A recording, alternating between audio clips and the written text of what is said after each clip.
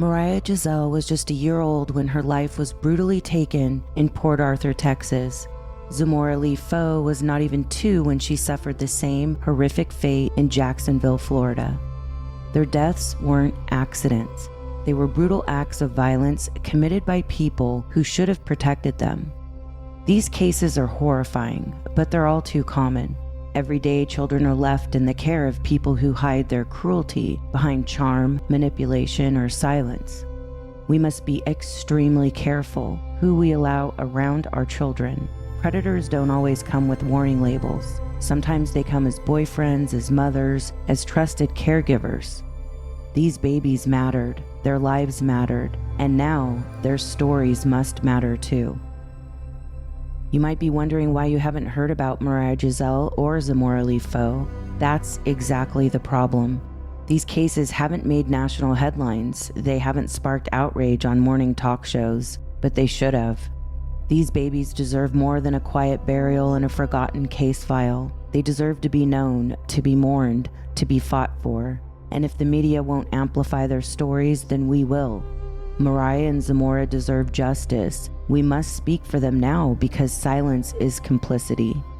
Before we dive into these cases, I want to share something from the heart. For the rest of this year, my focus is shifting a bit. I will still cover older cases, systemic corruption, and the failures that have haunted us for decades. But right now, there are babies who need our voices. Cases that aren't getting coverage, families that are grieving in silence, and justice that's being delayed, denied, or outright ignored. So I'm asking you, my subscribers, my supporters, my fellow truth seekers, to stand with me. Let's use our voices, let's use our platforms, let's use our outrage. Because these children can't wait, they need justice now. This is more than content, this is a movement. Let's make sure every child we cover is seen, heard, and fought for. I feel it upon my heart to speak for them.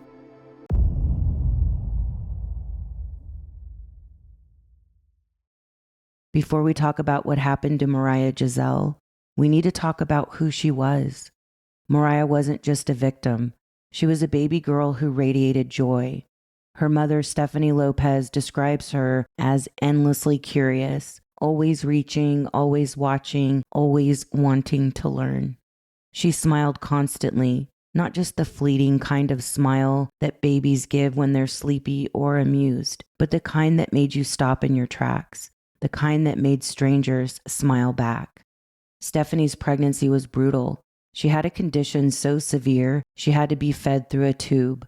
Every day was a fight, but when she saw Mariah's face for the first time, everything changed. When I first saw her, Stephanie said, she was the most beautiful thing. I knew all the pain that I had gone through was worth it. She had the most beautiful eyes and the most beautiful smiles since she was born. Mariah loved her shoes. She loved her plushie. She loved experiencing the world around her. Stephanie still clings to that plushie, hoping it holds the scent of her daughter just a little longer. She's terrified her baby's scent will fade. Stephanie said, quote, "If I want to smell my daughter, I have to hope and pray that the scent of my daughter stays onto that plushie as long as I possibly can." And now 2 years later, she is screaming out for justice. But her cries seem to be falling on deaf ears. The last update I could find on this case was from over a year ago, and it stated Mariah's killer was out on bond with a trial date set for August of 2024. Since then, it's been radio silence on this case. We owe it to Mariah and Stephanie to make sure her story isn't buried. Where is her killer? And why in the hell is he walking free?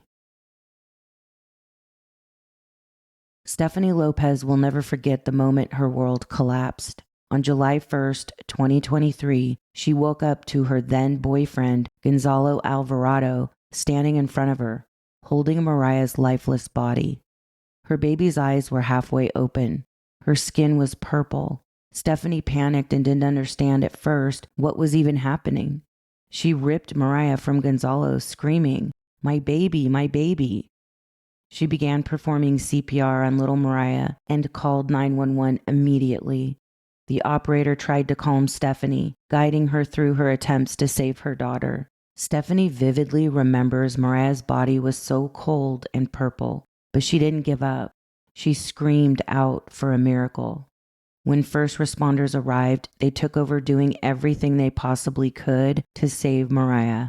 But unfortunately, she was pronounced dead at the scene. Her tiny body couldn't survive the brutality unleashed on her the night before. Stephanie was in shock. Her legs buckled. Her body felt like it would give out, but somehow she found the strength to speak to law enforcement. Detective Adam Cousins noted injuries to Mariah's face, abrasions that Stephanie swore weren't there the night before. Gonzalo's story, he claimed Mariah was fussy, that he wrapped her in a blanket and put her to bed. The next morning, he said he found her face down, unresponsive. He told officers he was caring for Mariah that night. It's unclear if Stephanie was in the home or at work or where she was, but Gonzalo was caring for the baby, if you can call it that. And he confirmed there were no facial injuries when he put her to bed. It was clear to detectives Stephanie had nothing to do with Mariah's death, but Gonzalo, on the other hand, became their prime suspect. An autopsy revealed Mariah's death was no accident. She had horrific injuries to her forehead and the back of her head. In a second interview, Gonzalo changed his story. He said he dropped Mariah from chest height onto the bed and her head hit the corner.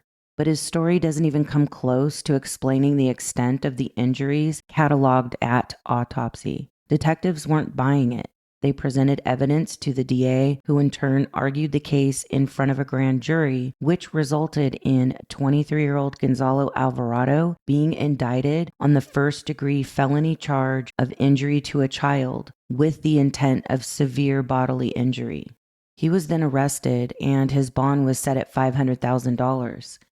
At some point, he walked free on bond pending trial. His trial was set for August of 2024, but there are no updates. And according to Stephanie's Justice for Mariah TikTok page, as of a week ago, this monster is still walking free on bond.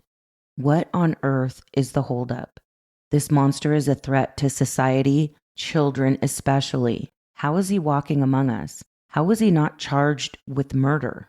He could have a new girlfriend by now. He could be around children. Hell, he could be back in Mexico at this point. Apparently, he has ties there. I could find nothing on any restrictions related to his release on bond.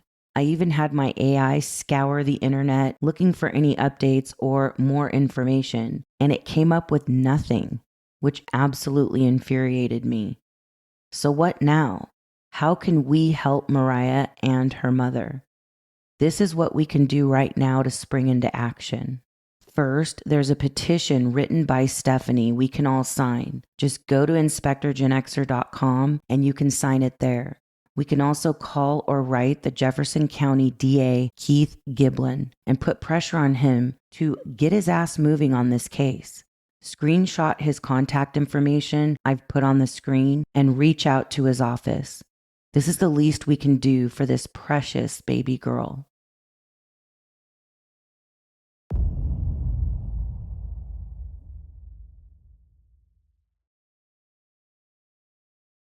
Now let's talk about little Zamora Lee Foe. To understand what happened to her, we have to start with the people who were supposed to protect her. Her mother, Zayla Nicole Goodwin, was just 20 years old when Zamora died. Her boyfriend, Nathaniel Davis, was 23, and together they created a home that became a house of horrors.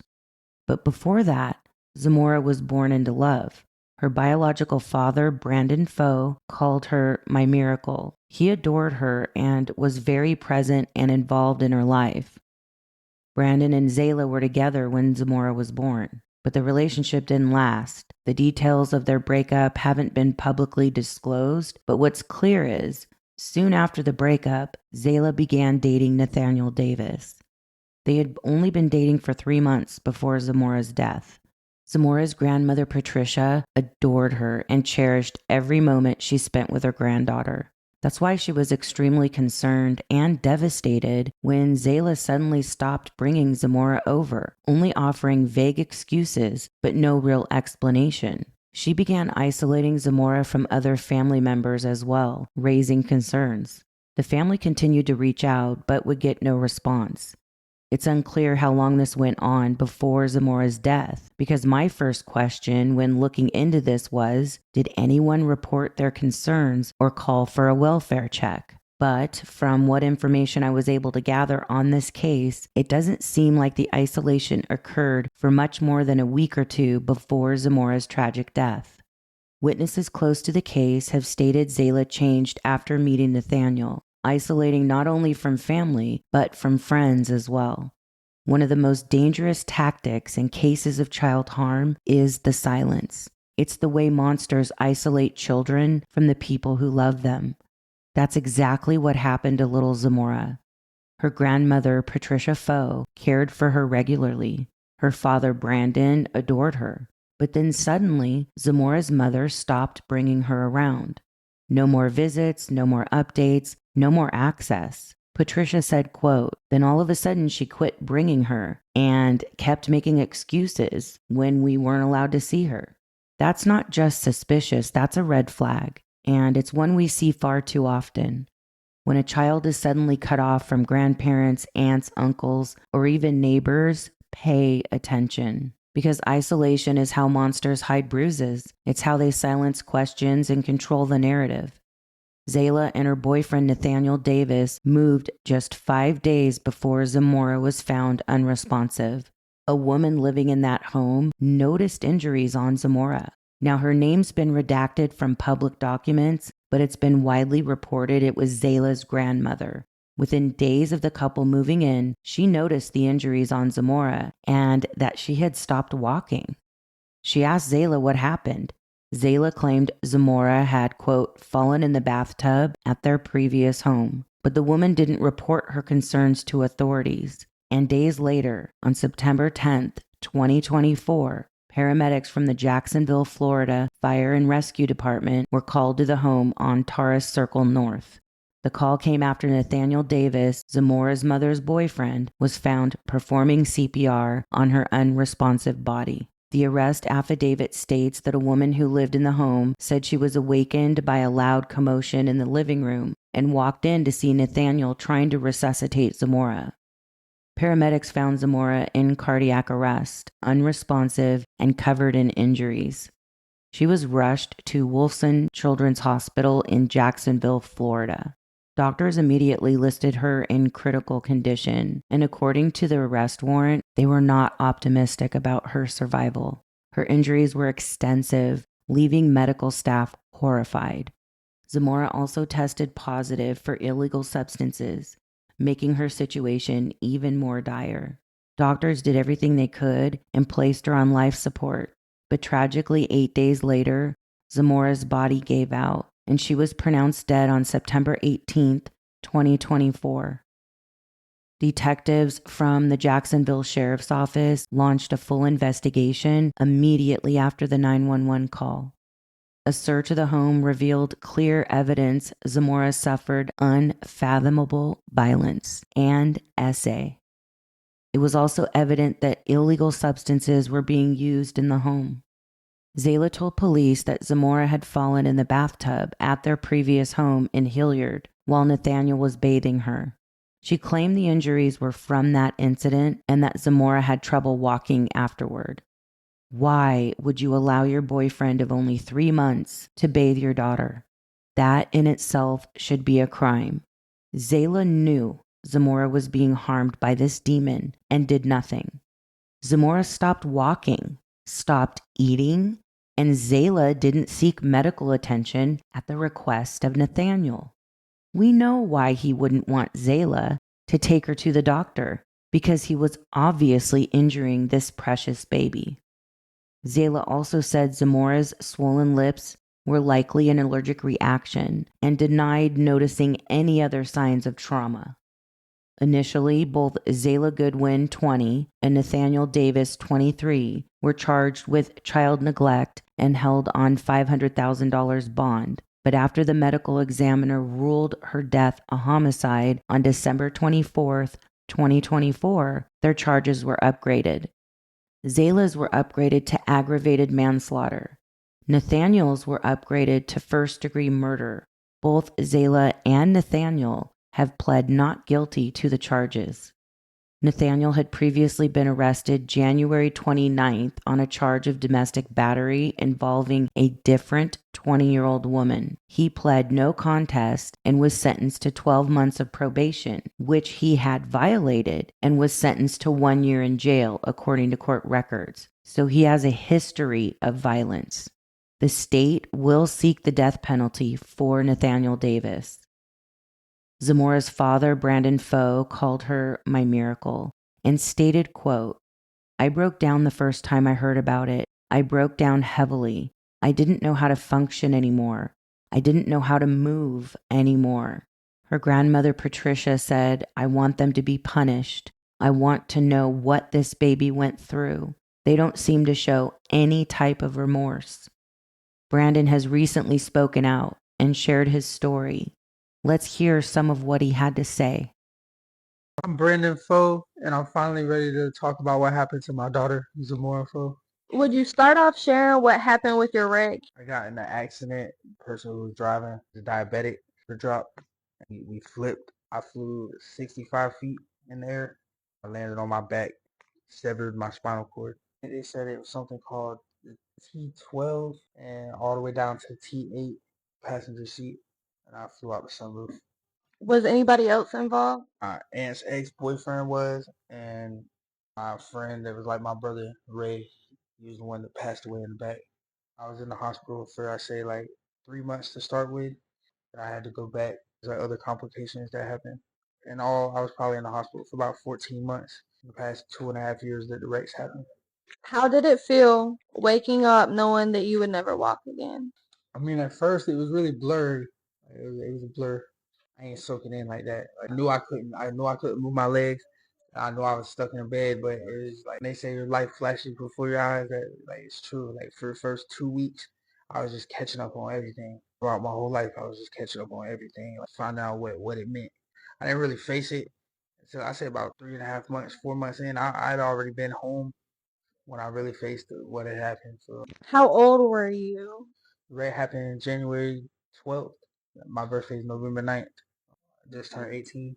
How old were you when Zamora was born? 18. I had just turned 18 6 days before she was born. How did you feel about becoming a parent at that age? At first, it was a little scary. I can't lie. I felt like it was gonna awaken me, and it was gonna bring me what I needed to, focus on what I needed to focus on. I was happy about it for real. I felt good. What did becoming a parent teach you? And how did being paralyzed change parenthood for you? Becoming a parent, it taught me it was no longer me. I had more to think about, and it was at the end of the day, it was always she was supposed to be the first thought, the last thought. Did you ever feel shut out from Zamora's life?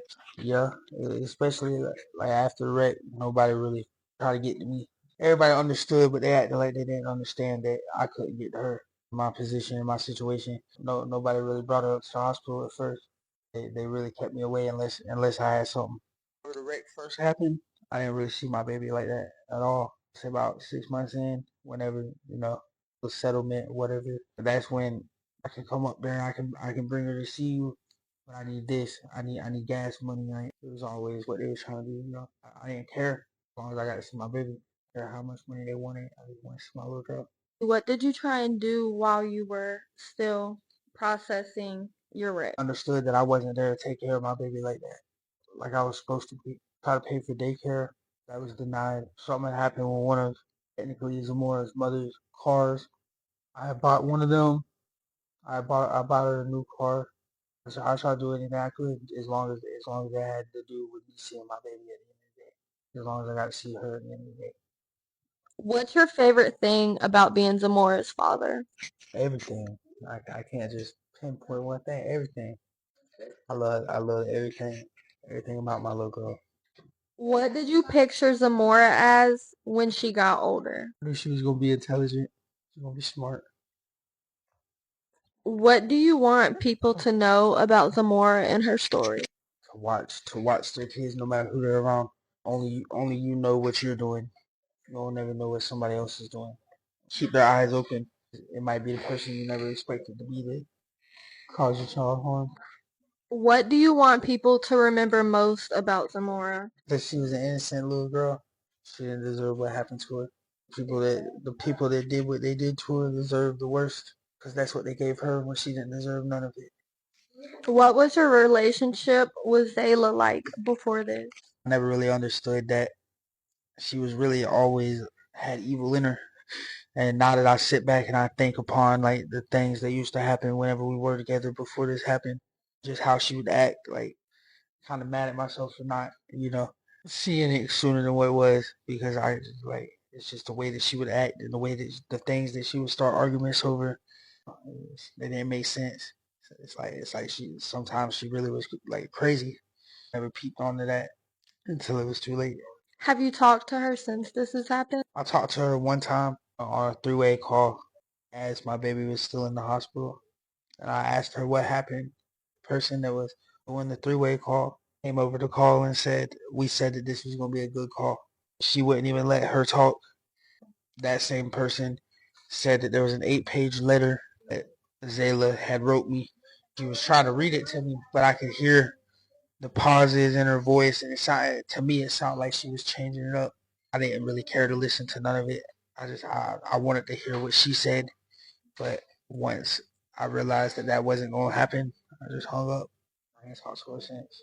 Were you in denial of Zayla's involvement? Was it first? For sure. I didn't want to believe it. It's the last thing I wanted to believe. I tried to look for every possibility that she didn't do it, but after they showed me everything they showed me and told me everything they told me, I'd be a fool to believe that she didn't have nothing to do with it. She didn't know something was going on. What was the process of you realizing she was involved? It was crazy. It broke me.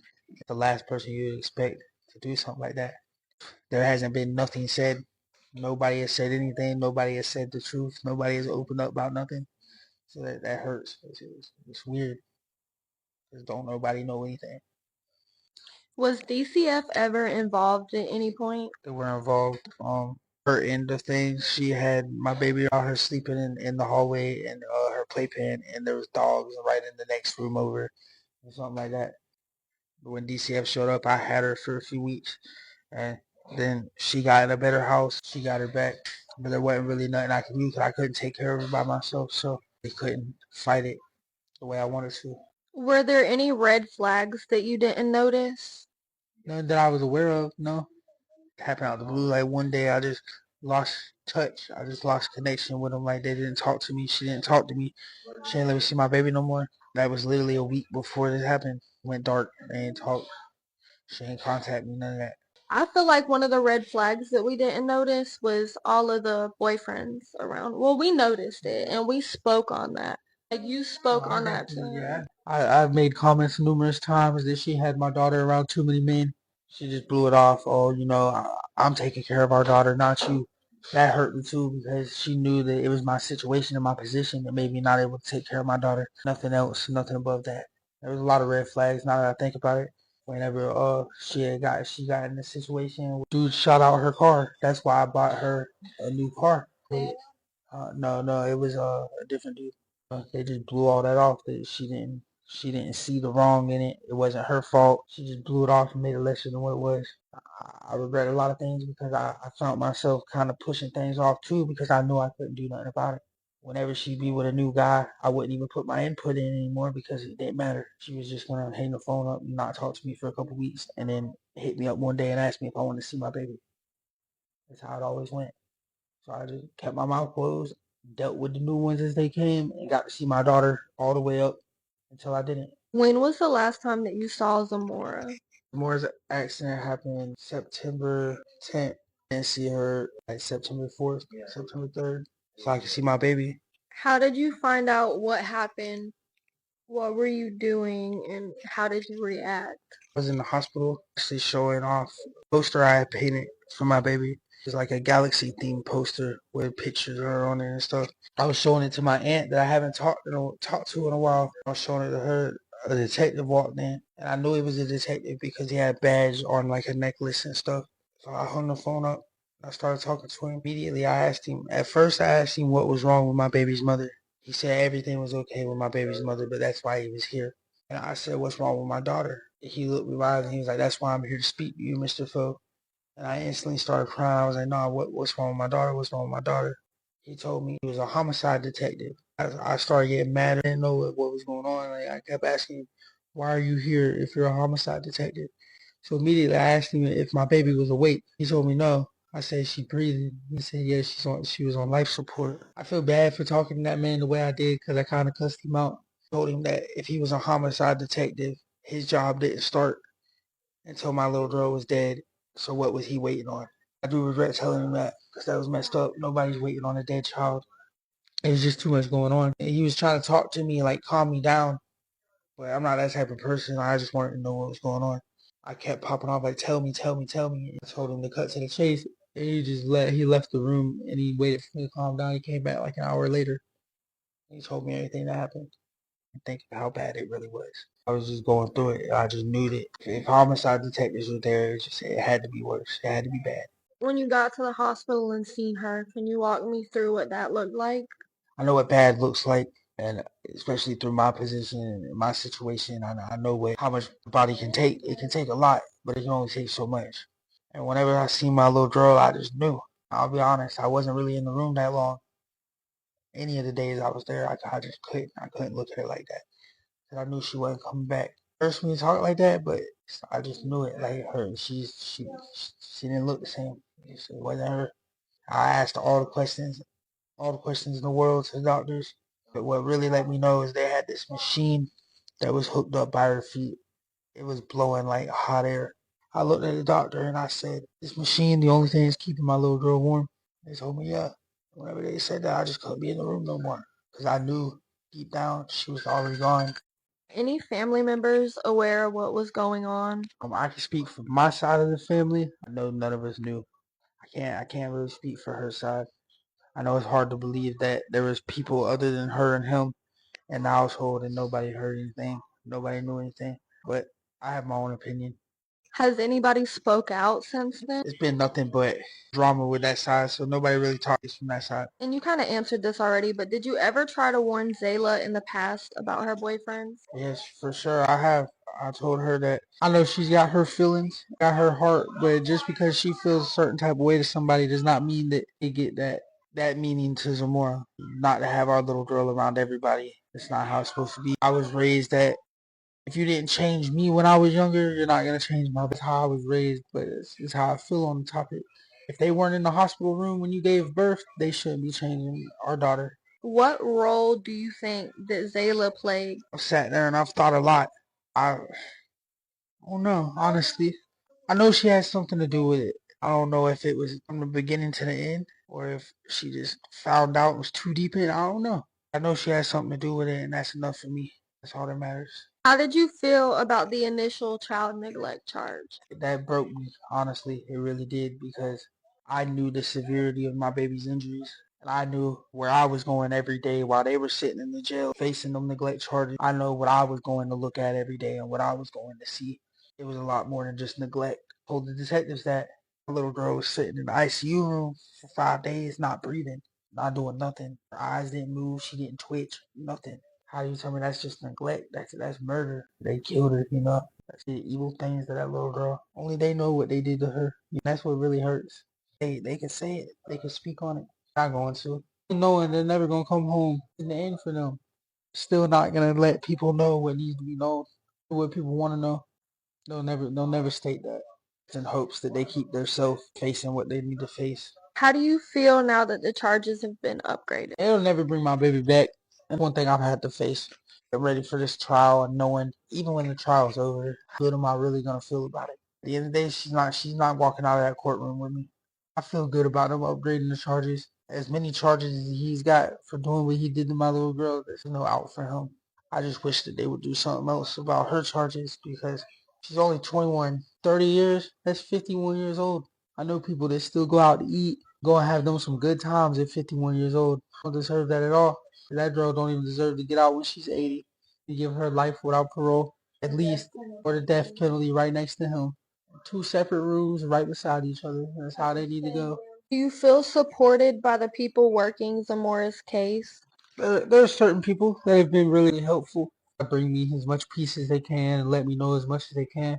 I have to understand that these are federal workers, have their job, they can't tell me what they know. As much as I want to know what they know, they can't tell me what they know. Everything that they know, they can't. I play in the waiting game like everybody else. I know when that does go to trial, it's gonna be hard. That's where the truth's gonna be. Everything that they know is gonna come out, and I feel that's what everybody's waiting on.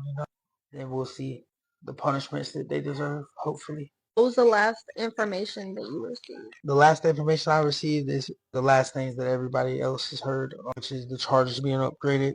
Everybody is updated as I am as of right now. How can the public support you? Just spread my baby's name. That's all that matters. Share the videos they do see, updates they do get. Keep her name in people's ears. It's really the public that's going to make him get what he deserves. And it needs to continue to be a big thing because the little girl lost her life for no reason. What change do you want this situation to inspire? Back to the same thing I was saying earlier. To be the ones that might feel like you can trust, but still the kid's safety is beyond trust. Beyond love that you have for somebody, it's beyond the trust that you have for somebody. You have to hold your loyalty to your kids and watch them no matter who's around them. My heart absolutely breaks for Brandon. Not only is he having to deal with horrific life-changing injuries, he lost his only child. It sounds like he did everything he could to give Zamora the best life he was able to and provide, but was so limited due to his injuries. It also sounds like Zayla took full advantage of that, using their daughter as a pawn to get what she wanted out of Brandon. I'm absolutely disgusted with Zayla and heartbroken for Brandon. According to a cellmate of Zayla's from 2024, she has no remorse, and her sister sends her hundreds of dollars a week to feed her, but didn't do the same for baby Zamora. And by the looks of things, we'll never hear any remorse out of Nathaniel. These two monsters are just taking up oxygen at this point, and I hope they both get what they deserve. Even in death, little Zamora gave life.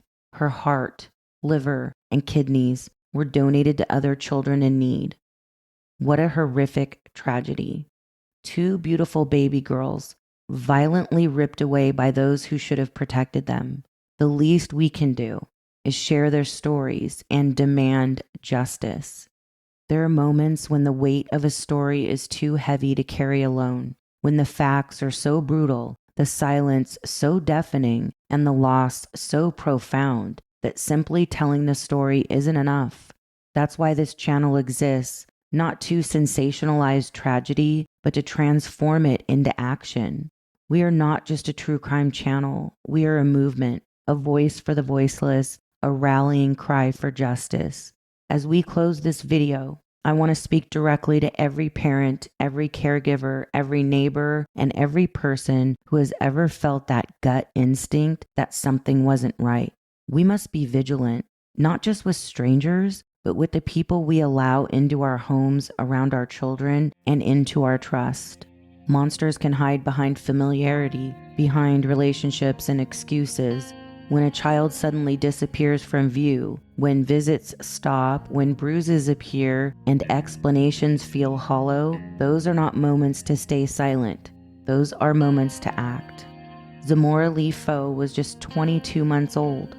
She was vibrant, joyful, and deeply loved by her father and grandmother. But she was isolated, silenced, and ultimately murdered by the very people who should have protected her. Her injuries were not hidden, they were visible, severe, and prolonged, and yet no one intervened in time. Mariah Giselle, another beautiful soul taken far too soon, reminds us that Zamora's story is not an anomaly. It's part of a pattern, a failure of systems, of communities, and of silence. Mariah's life, like Zamora's, was full of promise, and like Zamora, she deserved safety, love, and a future. These girls are not statistics, they're not headlines, they're children, they're daughters, they're miracles. So I ask you, if you see something, say something. If you feel something, trust it. If you suspect something, report it. You don't need proof, you need courage, because silence is deadly, and these babies deserved better. This channel will continue to cover cases like Zamora's and Mariah's, not just to tell their stories, but to demand justice, accountability, and reform. If you believe in that mission, I invite you to visit my website, join the movement, and help us amplify these voices. Share their names, sign the petitions, contact the prosecutors, be the voice they were denied. We end today not with despair, but with purpose. We honor Zamora Lee Foe and Mariah Giselle, not just with words, but with action. Their lives mattered, their stories matter, and together we will make sure they are never forgotten. Justice isn't automatic. It's something we build together.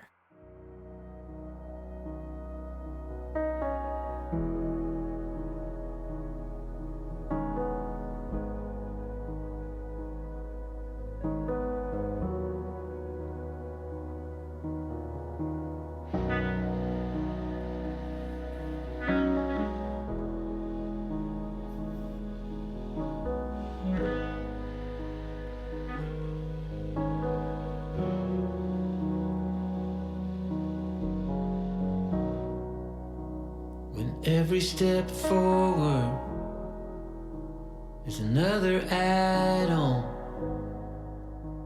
Through every break and fall, we need to stay strong. And as time goes by, we get settled in our ways. No matter how hard we try, the feeling stays. You get right through my shield, like raindrops on a field. You pour down the dry cracks, and the earth comes alive. Wherever there's love, there's bound to be strains. We push on through the rain. I know that things must change. I want to live again. I want to live again.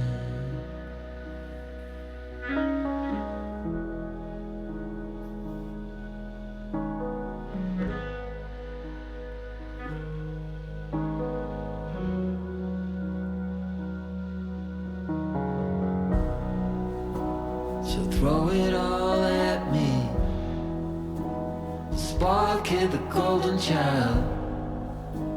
We both know who is right, through the screaming and the wild, through all the tears and all the pain, the late night deliberations. You know I'd do it all again. Yeah, I'd do it all again. You get right through my shield, like raindrops on a field. You pour down the dry cracks, and the earth comes alive. Wherever there's love, there's bound to be strains. Oh, we push on through the rain. Oh, I know that things must change. I want to live again. I want to live again.